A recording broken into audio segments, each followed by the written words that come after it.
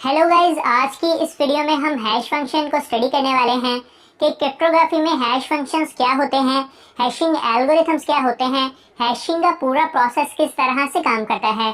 तो आज की इस वीडियो में हम हैश फंक्शंस को प्रॉपर तौर पर जानने वाले हैं। इसके अलावा अगर आप पासवर्ड क्रैकिंग को स्टडी कर रहे हैं या पासवर्ड सिक्योरिटी को स्टडी कर रहे हैं तो आज की ये वीडियो आपके लिए लाजमी फायदेमंद साबित होगी। तो गाइस, क्रिप्टोग्राफी में हम हैश फंक्शन को डाटा कंपेयरिंग और डाटा की इंटीग्रिटी चेक करने के लिए यूज करते हैं। तो इसे एक एग्जांपल के थ्रू समझ लेते हैं। तो लेट्स सपोज गाइस, अब इंटरनेट पे किसी साइट के थ्रू कोई फाइल डाउनलोड कर रहे हैं। अब उस साइट के ऊपर कुछ हैशेस वैल्यू दी गई होती हैं जिन्हें कि हम नॉर्मली इग्नोर कर देते हैं। तो जैसे ही वो फाइल इंटरनेट के थ्रू हमारे डिवाइस में डाउनलोड हो जाती है तो हम अपनी डिवाइस में उस डाउनलोड की गई फाइल की हैशेस की वैल्यू और उस साइट पे दी गई हैशेस की वैल्यू को मैच करते हैं। अगर तो वो वैल्यू मैच कर जाती है तो हमने एग्जैक्टली वही फाइल डाउनलोड की है जो कि हमें चाहिए थी। और अगर फाइल्स की हैशेस की वैल्यू सेम नहीं है तो हो सकता है कि हमने कोई गलत फाइल डाउनलोड कर ली हो, या फिर ये भी हो सकता है कि डाउनलोडिंग के दौरान कोई एरर आया हो और कोई पैकेट मिस हो गया हो। इस वजह से हमारी जो फाइल है वो सही तरीके से डाउनलोड ना हुई हो, या फिर ये भी हो सकता है कि डाउनलोडिंग के दौरान किसी हैकर ने उस फाइल में चेंजिंग करके हमें जानबूझ के वो गलत फाइल डाउनलोड करवाई हो। तो यहाँ पर डिफरेंट किस्म की पॉसिबिलिटीज हो सकती हैं और मेनली हम हैशेस को इंटीग्रिटी पर्पस के लिए ही यूज करते हैं। अब यहाँ पर हम हैशिंग को स्टडी कर लेते हैं कि हैशिंग किस तरह से होती है। तो गाइस, नॉर्मली एक फाइल होती है। लेट्स सपोज वो फाइल हमारे पास txt फॉर्म में भी हो सकती है, apk फॉर्म में भी हो सकती है, या फिर exe फॉर्म में भी हो सकती है। यहाँ पर वो फाइल किसी भी फॉर्मेट में हो सकती है। अब उस फाइल को एक हैशिंग एल्गोरिथम से गुजारा जाता है। अब ये एल्गोरिथम कोई सा भी हो सकता है। यहाँ पर डिफरेंट किस्म के हैशिंग एल्गोरिथम यूज किए जाते हैं। MD5 hash, SHA hash, XSH hash, tiger hash, 3NA2 hash, RC32 hash. तो यहाँ पर डिफरेंट किस्म के हैशेस एल्गोरिथम है जो कि यूज किए जाते हैं। तो जैसे ही वो फाइल हैश एल्गोरिथम में इनपुट की जाती है तो आउटपुट में हमारे पास एक डाइजेस्ट आता है, जिससे कि कुछ लोग हैश वैल्यूज भी बोलते हैं, कुछ लोग इसे हैश कोड्स भी बोलते हैं, कुछ लोग इसे हैशेस भी बोलते हैं। तो ये हमारे पास एक साइफर टेक्स्ट जनरेट होता है। साइफर टेक्स्ट एक ऐसी फॉर्म जिसे कोई भी शख्स रीड तो कर सकता है बट समझ नहीं सकता कि इसका मकसद क्या है। अब गाइस, ये जो डाइजेस्ट हमारे पास आता है, ये जो हैशिंग की वैल्यू आती है, ये कभी भी रिवर्स नहीं हो सकती है। जैसा कि नॉर्मली हमने क्रिप्टोग्राफी में पढ़ा था कि इंक्रिप्शन होती है और बाद में उसी को डिक्रिप्ट कर लिया जाता है रिवर्स करके। तो गाइस, यहाँ पर ऐसा नहीं होता है। यहाँ पर एक हैश की जो वैल्यू निकलती है, हम कभी भी उस वैल्यू से असल डॉक्यूमेंट या असल फाइल का पता नहीं लगा सकते हैं कि वो फाइल क्या थी। तो गाइस, अब हम यहाँ पर हैश फंक्शन की कुछ क्वालिटीज को डिस्कस कर लेते हैं। तो गाइस, पहली क्वालिटी कि हमारा जो प्लेन टेक्स्ट है, हमारी जो फाइल है, चाहे वो जितनी भी साइज की हो, चाहे वो जीबीज में हो, चाहे वो टीबीज में हो, जब वो हैश एल्गोरिथम में इनपुट की जाती है तो आउटपुट में हमारे पास जो डाइजेस्ट आता है वो हमेशा एक फिक्स साइज का डाइजेस्ट आएगा। तो लेट्स सपोज अगर मैं यहाँ पर MD5 हैश का यूज कर रहा हूँ और अगर मैं अल्फाबेट A को MD5 हैश से गुजारता हूँ तो मेरे पास जो डाइजेस्ट वैल्यू निकलेगी वो हमेशा 128 बिट की ही निकलेगी। इसके अलावा अगर मैं कोई पूरा का पूरा सेंटेंस MD5 हैश में इनपुट करता हूँ तो मेरे पास जो डाइजेस्ट निकलेगी, जो आउटपुट आएगी, वो भी 128 बिट की ही होगी। इसी तरह से अगर मैं कोई बड़ी सी मैथमेटिकल कैलकुलेशन को भी MD5 हैश में से गुजारूंगा तो मेरे पास जो डाइजेस्ट निकलेगा उसका साइज 128 बिट ही होगा। और अगर मैं कोई बड़ी फाइल MD5 हैश में से गुजारता हूँ तो मेरे पास जो डाइजेस्ट निकलेगा उसका साइज हमेशा 128 बिट ही होगा। और इसके अलावा MD5 हैश में हमारे पास जो वैल्यू निकलती है, जो हैशेस निकलते हैं, जो डाइजेस्ट निकलता है, वो हमेशा हेक्साडेसिमल फॉर्म में ही आएगा, जैसा कि आप यहाँ पर देख सकते हैं। यहाँ पर दूसरी चीज कि हम जो भी चीज इनपुट करेंगे उसकी आउटपुट हमेशा यूनिक ही निकलेगी। तो लेट्स सपोज अगर मैं ABC इन 3 अल्फाबेटिक लेटर्स को MD5 हैश में से गुजारता हूँ तो मेरे पास जो वैल्यू निकलेगी वो एक यूनिक वैल्यू होगी। और अगर मैं इस ABC में एक डॉट की भी चेंजिंग करता हूँ तो यहाँ पर मेरी जो वैल्यू है वो पूरी तरह से रिप्लेस हो जाएगी। इसीलिए हम इसे यहाँ पर डाटा कंपेयरिंग के लिए यूज करते हैं।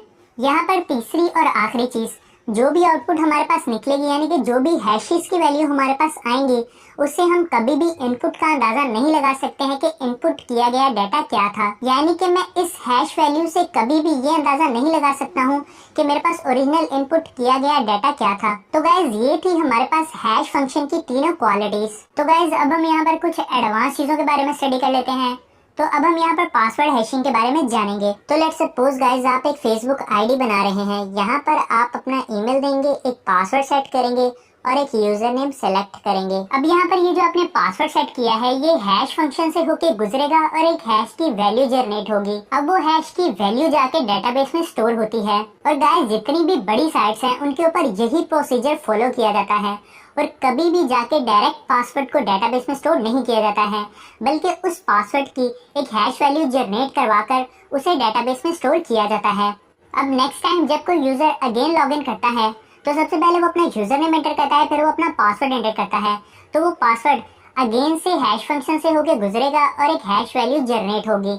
अब वो जनरेट की गई हैश वैल्यू डेटाबेस में मौजूद तमाम हैश वैल्यू के साथ मैच करवाई जाती है और जैसे ही वो हैश की वैल्यूज मैच होती हैं तो यूजर अगेन लॉगिन कर जाता है। और गाइस यहाँ पर मैंने यूजर नेम को ऐसे ही लिख दिया है, जबकि डेटाबेस में यूजर नेम को भी हैश फंक्शन में ही स्टोर करवाया जाता है।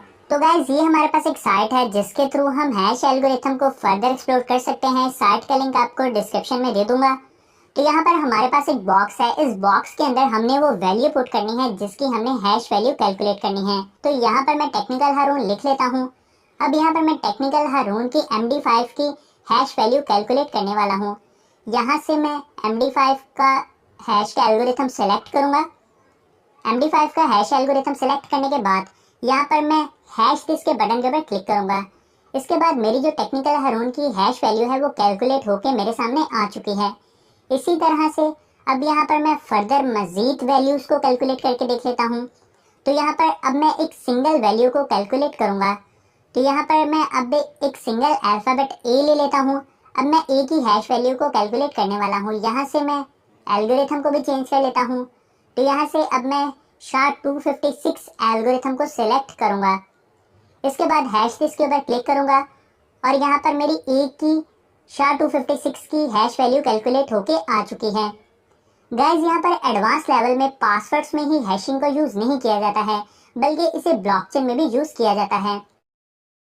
अब गाइस ये मेरे पास Ubuntu की एक साइट है। अब इस साइट के थ्रू हम हैश वैल्यू को देखेंगे। तो यहाँ पर मैं स्क्रॉल करके नीचे आता हूँ। यहाँ पर डिफरेंट किस्म की हैशेस की वैल्यू दी गई हैं।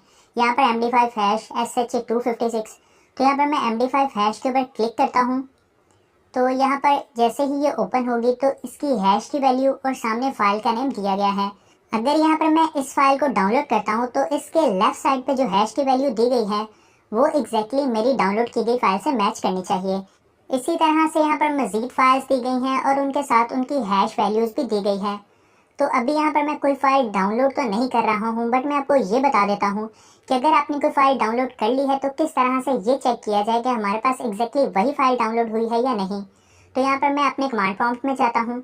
अब यहाँ पर कमांड प्रॉम्प्ट में आपने एक कमांड देनी है जिसके थ्रू आप ये पता लगा सकते हैं कि Ubuntu की साइट से जो आपने फाइल डाउनलोड की क्या वही फाइल आपके सिस्टम में डाउनलोड हुई है।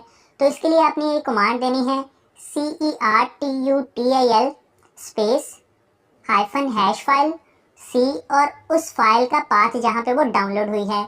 तो यहाँ पर अब मैंने फाइल तो डाउनलोड की नहीं है, तो यहाँ पर मैं कोई सा भी रैंडम पाथ दे देता हूँ। तो यहाँ पर मैं दे देता हूँ ABC और आगे उस फाइल की एक्सटेंशन।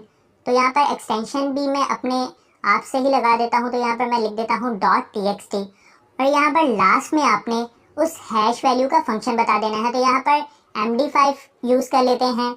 तो यहाँ पर आप जैसे ही इंटर हिट करेंगे तो आपकी डाउनलोड की गई फाइल और उस साइट पे मौजूद फाइल की हैश वैल्यू अगर मैच होगी तो आपको पता चल जाएगा। अब गाइज मेरे पास एक्चुअल फाइल तो डाउनलोड नहीं थी। ये कमांड सिर्फ और सिर्फ मैंने इसीलिए इंटर की ताकि आपको बेहतर तरीके से आइडिया हो जाए कि साइट पे मौजूद हैश वैल्यूज और अपने पास डाउनलोड की गई फाइल की हैश वैल्यूज को आपस में किस तरह से मैच करके देखा जाता है। तो आई होप यहाँ तक आपको चीज़ों का बेहतर तरीके से आइडिया हो चुका होगा। अब नेक्स्ट वीडियो में हम हैशिंग के थ्रू पासवर्ड क्रैकिंग सीखेंगे कि किस तरह से हैशिंग का यूज़ करके डिफरेंट पासवर्ड्स को क्रैक किया जाता है।